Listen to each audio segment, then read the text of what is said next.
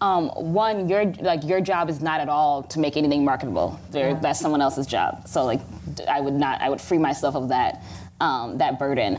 And in terms of like people taking advantage of you, I mean, they could. I haven't had that experience because I think I was told really early on that Hollywood responds really well to confidence, right? So like if I'm in a room and I'm like, well, this is what it is, and this is the story it is, and this is the story it's not, I know it better than they do. Like these people are not creative people. The reason why they're like behind you and wanting to buy from you or whatever is because you have a voice that they do not have.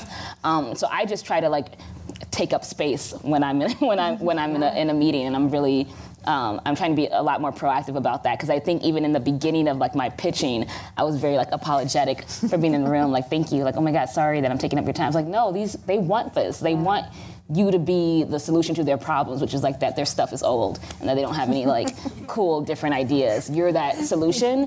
So like just you kind of have to take up space and be like, this is what it has to be.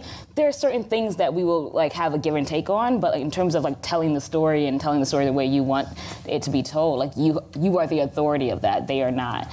And so I think knowing that and reminding yourself of that while being a good person, I think but like I don't think confidence is a bad thing, and I think you have to kind of puff your chest out a little bit when you're in those rooms. I think, yes, say no to what you want to say no to, take that space. And I think something that's really key that I have definitely been learning over the past couple of years is know what your boundaries are, know what your absolute deal breakers are before you go into a process. So when it comes up at the beginning and you're starting to do contracts and all of that no, I really want this person attached to it, or no, like, just know what you want in that story. I think knowing your deal breakers is key, and really establish that for yourself spiritually before you go into the process. Yeah, and get good representation. Yeah. If you get to that point and like ask your friends who's representing them, because then you don't have to have the like hard conversations. That's their job.